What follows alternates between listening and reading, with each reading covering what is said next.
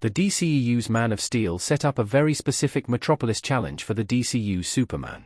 The first Superman trailer reveals that David Corenswet's titular hero won't be depicted as an invincible god. The trailer opens with a beaten-up Superman bleeding in the snow, and then shows him getting berated by an angry crowd and struggling to fight multiple enemies. Corenswet's Superman also seems to have dips in motivation, as he appears to need Lois Lane's words of courage in order to return to the battlefield at some point in the movie. The DCU's Metropolis is clearly different from its DCEU counterpart. For instance, the Daily Planet's iconic globe decoration is back, and both the buildings and the pedestrians seen in the Superman trailer are brighter and more colorful. Previous DC movies like Zack Snyder's Man of Steel and Christopher Nolan's The Dark Knight trilogy presented fictional locations that looked quite similar to real-life cities like New York City or Chicago. Now, James Gunn's DCU promises to stick closer to the comics in its depiction of DC's famous fictional cities. Moreover, Metropolis' first on-screen appearance in the DCU may also have one big difference from the DCEU's Metropolis. Man of Steel's Metropolis destruction criticism explained. Man of Steel was criticized for Superman's failure to defend Metropolis.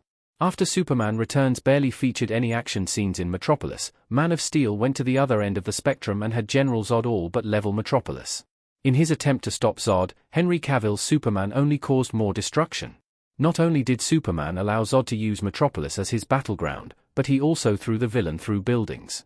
Superman's failure to protect Metropolis in Man of Steel received criticism inside and outside the screen, to the point that a big part of Batman v Superman, Dawn of Justice revolved around Superman's accountability for his divisive actions.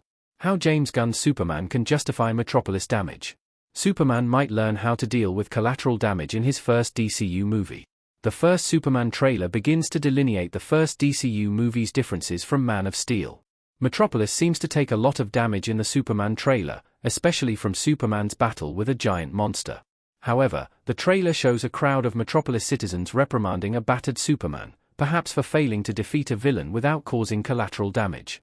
The shot of Superman resting inside a building while the crowd protests outside also suggests he's deeply affected by the city's outrage, and that he'll try to improve his crime-fighting methods in his next battle following his first encounters in James Gunn's Superman. David Corenswet's Superman will likely learn how to keep collateral damage to a minimum.